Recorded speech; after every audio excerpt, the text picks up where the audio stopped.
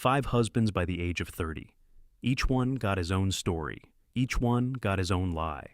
Tosha Fields knows how to be anyone: a loving wife, a caring mother, a victim. But behind every mask, there's calculation. When her ex-husband starts fighting for custody of their daughter, Tosha decides to solve the problem once and for all. She says a few words and sets off a chain of events that can no longer be stopped. Then years go by. A family searches for a missing person and can't find him, until one man starts asking the right questions. Tosha Fields from Florida swaps men as easily as she swaps last names, and by this point, she's got a whole collection of last names.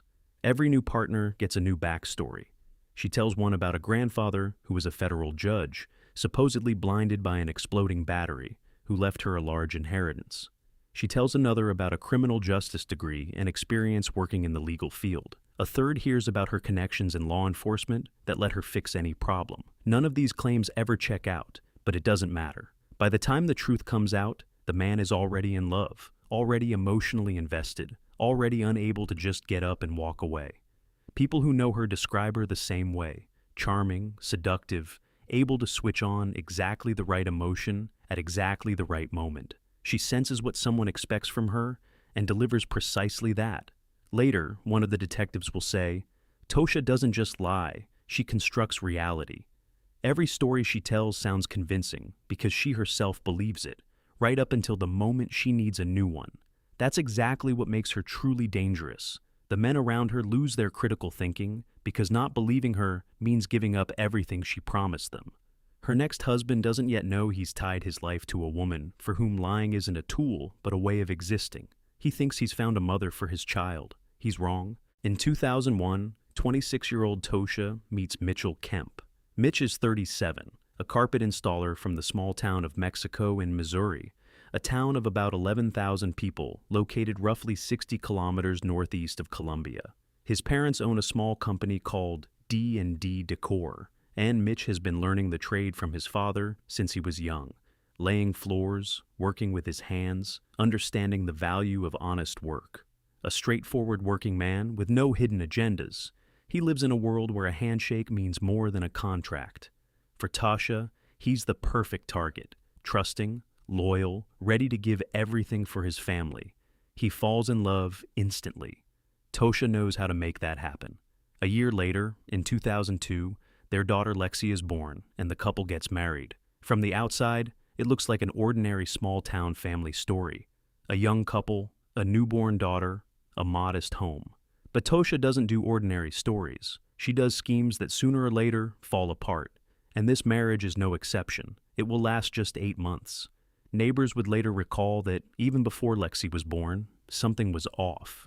Tosha would disappear for days at a time, then come back with new stories about where she'd been. Mitch put up with it because he was expecting a child. When Lexi was born, he believed things would finally get better. They didn't. Tosha and Mitch's marriage falls apart in 2003. Tosha takes little Lexi and leaves. Mitch is left alone, seeing his daughter less and less as his ex-wife drifts further away with each passing week. The divorce goes through quickly. Tosha accuses Mitch of domestic violence but presents no evidence whatsoever. No medical reports, no witnesses. This is still a small lie, a petty one. The real one is yet to come. Just months after the divorce, Tosha meets Gregory Morton. He's 40 from Missouri and owns a farm on Deer Park Road near Columbia, a property in the southern part of Boone County with a house and outbuildings. Tosha marries Greg, her 5th marriage, and she's only 29. She moves to his farm with Lexi. New life, new husband, new last name. She's now Tosha Morton. But the previous husband hasn't gone anywhere. Mitch Kemp wants to fight for custody of his daughter.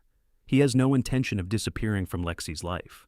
The Kemp family notices that Mitch has become withdrawn and anxious. He senses something is wrong, but can't put his finger on exactly what. Meanwhile, Tosha is settling into Greg's farm. She has a new home, a new man, full control over her daughter. The only problem is the ex-husband who's demanding his rights, and Tosha already has a plan to deal with that problem. Only this plan goes far beyond a custody dispute. On Greg Morton's farm, Tosha says the words that change everything. She tells her husband that Mitch hurt her, and not just her, but little Lexi too. She tells a story that's impossible not to believe. She cries, she trembles. She plays the victim so convincingly that Greg doesn't have a shadow of a doubt. She doesn't go to the police. She doesn't file any reports. She doesn't see any doctors. Just words, but words spoken by a wife with tears in her eyes. The investigation will later establish that the accusations were entirely fabricated. Not a single piece of corroboration, no medical records, no statements from child care workers, no evidence of any kind. 2-year-old Lexi, whom her mother used as a tool of manipulation, was never subjected to anything Tosha described. But in that moment, Greg Morton believes every word. He's consumed by rage, blind and primal, the kind that shuts down reason. An ordinary farmer, who had never had a single run-in with the law, is now convinced that a man who committed a serious crime against his wife and stepdaughter is walking free and even demanding custody of the child.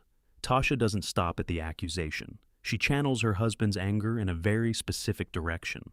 Mitch needs to be lured to the farm. When he arrives, shoot. Greg agrees. He doesn't ask questions, doesn't demand proof, doesn't suggest going to the police. He simply picks up a gun.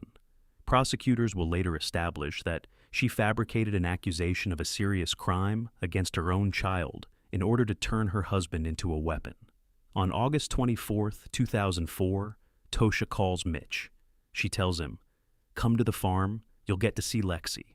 For Mitch, this is the only thing that matters, the chance to spend time with his daughter. He has no idea he's not driving to see his daughter. He's driving into a trap set by the woman he once loved. Mitch Kemp arrives at the farm on Deer Park Road. Greg Morton is waiting behind the house with a gun. Tosha handed him the weapon that same morning. She told him, "When I come back with Mitch, shoot." Mitch gets out of his car. According to Greg's testimony, his hands are raised. He's not resisting, not threatening, not trying to run. Greg opens fire. The forensic examination will later confirm 6 shots. Mitch falls. Tosha doesn't rush to help or call for an ambulance. Instead, she walks up to him and displays open hostility. This isn't the behavior of someone who's afraid of an ex-husband. This is the behavior of someone who hates, coldly and deliberately. A 40-year-old carpet installer from the small town of Mexico drove out to see his 2-year-old daughter, Lexi. He came with hope. Maybe he could work things out. Maybe Tosha would finally let him see his child. Instead, he dies on the dirt of someone else's farm, 60 kilometers from the home where his mother is waiting. Then Tosha takes command. She tells Greg, "Find something to move him with. You should have had everything ready by now." Her voice is steady, businesslike, no panic, no remorse. They hide the body in an old pit on the farm property, an abandoned utility trench the Morton family once used for disposal. They cover it with dirt, no witnesses, no traces. The farm sits in the middle of nowhere. The nearest neighbors are far away.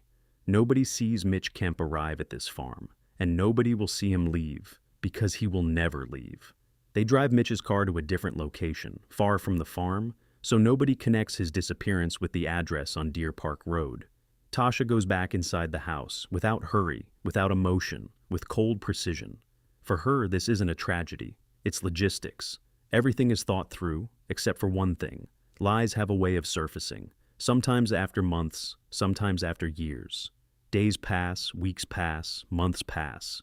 Mitch doesn't call his mother Carol, doesn't visit his brother Tracy, doesn't show up to work at the family company D&D Decor, where clients and unfinished jobs are waiting. In late 2004, the Kemp family files a missing person report. His mother and brother go to the Boone County Police. The police begin looking into it, but quickly hit a dead end.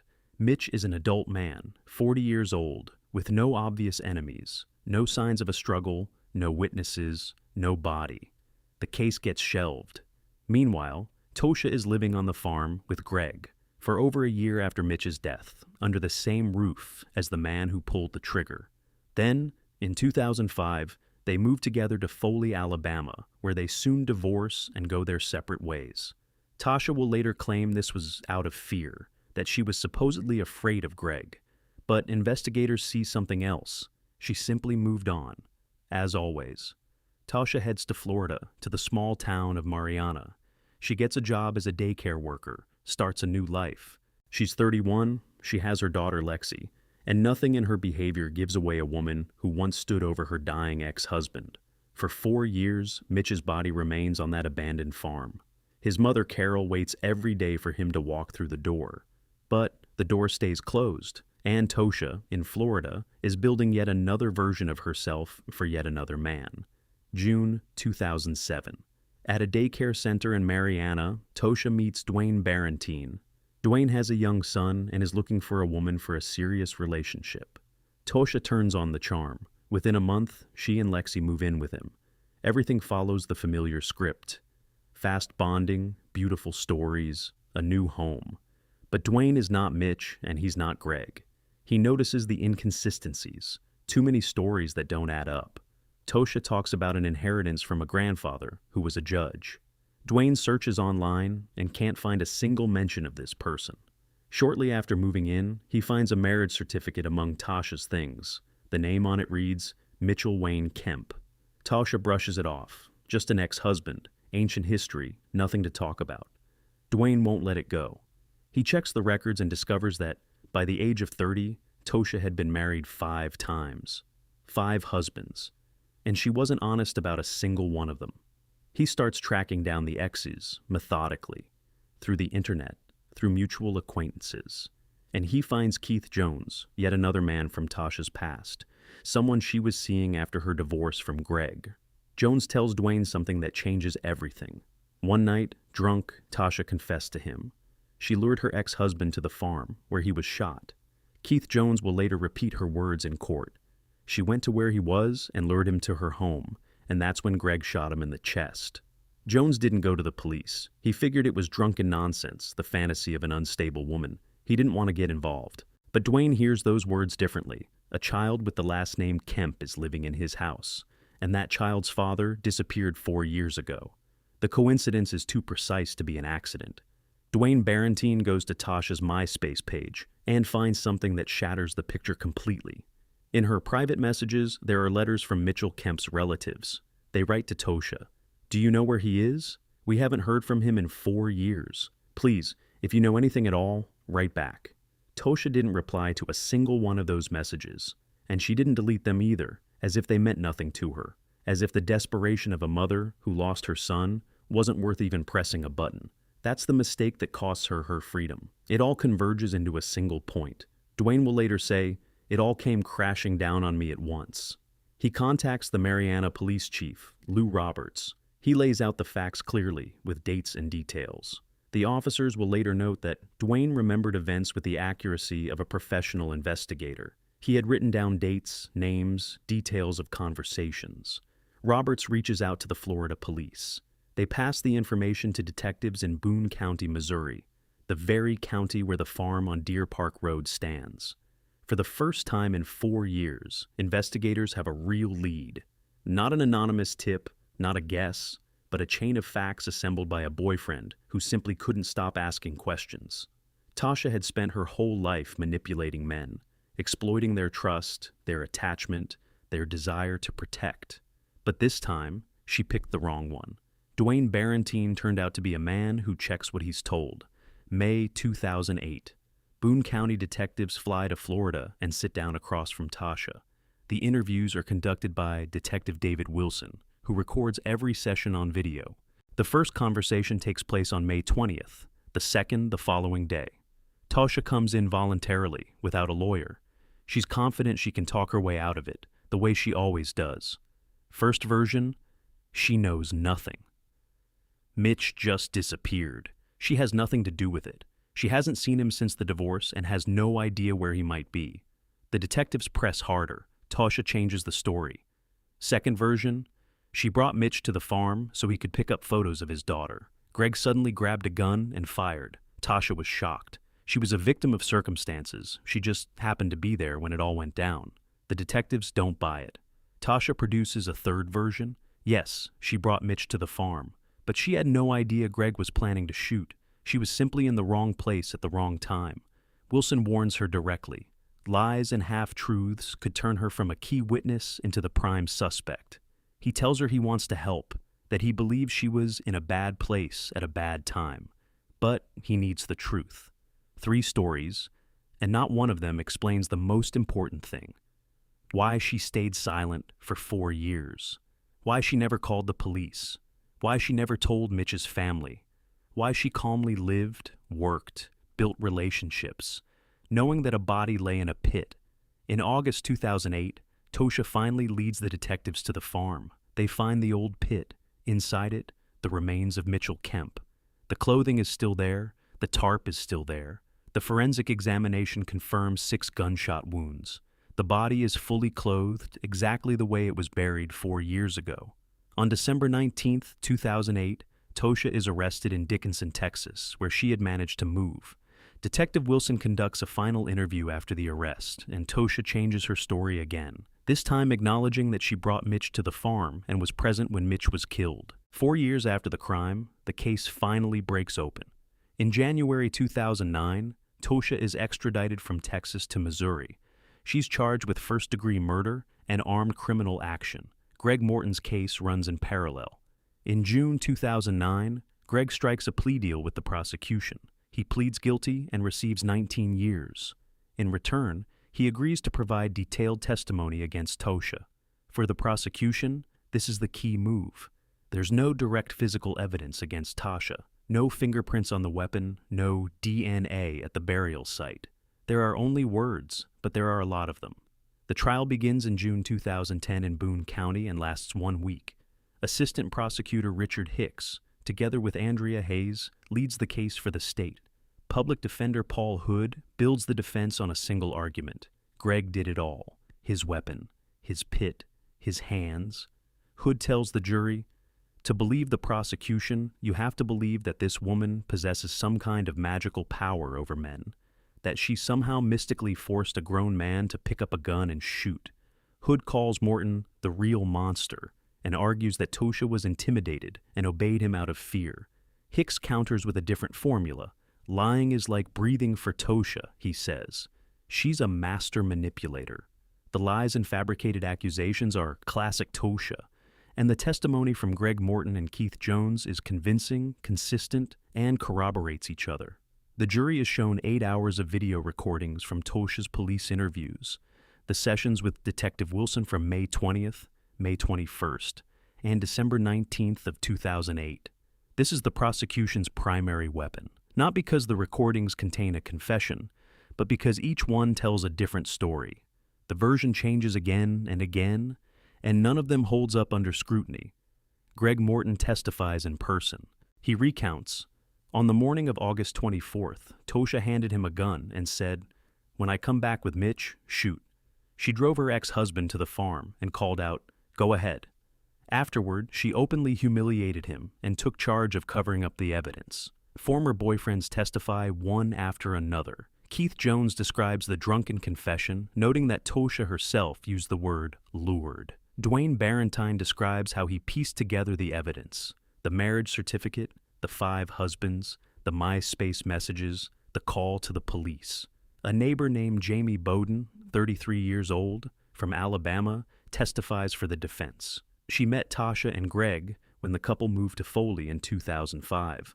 Bowden says Tosha changed visibly, depending on whether Greg was around.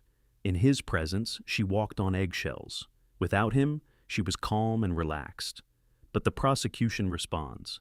Submission is just another mask, the very one Tosha puts on whenever it serves her. The jury deliberates for 8 hours. The women on the jury will later say she had a special kind of power over men, almost inexplicable. One of the jurors will put it more precisely. Greg's story never changed, not once. But Tosha's story was different every single time. On June 29, 2010, the jury returns its verdict. Guilty of first-degree murder and armed criminal action. On August 16th of the same year, the judge hands down the sentence, life in prison without the possibility of parole, plus 20 years for armed criminal action, 2 sentences to be served consecutively. Tosha files an appeal within 10 days of the sentencing. The Missouri Court of Appeals reviews the case and upholds the conviction. The evidence is deemed sufficient, the procedure properly followed. Greg Morton, the man who shot Mitch, receives 19 years under his plea deal. He becomes eligible for parole in 2022. The man who pulled the trigger gets a finite sentence with the prospect of walking free. The person who guided his hand stays behind bars forever. Lexi Kemp, the daughter of Tosha and Mitch, is 8 years old at the time of the trial. She's lost both parents at once. Her father was buried on a farm, her mother locked away for life. The girl for whose sake everything was supposedly done became the ultimate victim. Custody goes to the Kemp family, the very people who spent 4 years searching for Mitch and couldn't find him. Tosha serves her sentence at the Chillicothe Correctional Center in Livingston County, Missouri. In 2019, she makes an attempt to secure a new trial. A motion is filed, additional witness depositions are taken, but the court denies the request. The conviction stands. Beyond the prison walls lies a life she built out of lies. Marriage after marriage, story after story, man after man. 5 husbands, not a single honest word, one body in the ground. The case became the basis for an episode of the CBS program, 48 Hours, titled Temptation, which aired in January 2011. Reporter Erin Moriarty reconstructed the timeline from the first meeting to the verdict. The story was later retold on Snapped Behind Bars and Charmed to Death, each time reaching the same conclusion. Tosha never fired a shot herself, but without her, there wouldn't have been a single one. Mitch's mother Carol says one sentence that's worth more than any verdict. Every day I thought he was going to walk through that door, but he never did. An empty doorstep. That's the real price of all those lies.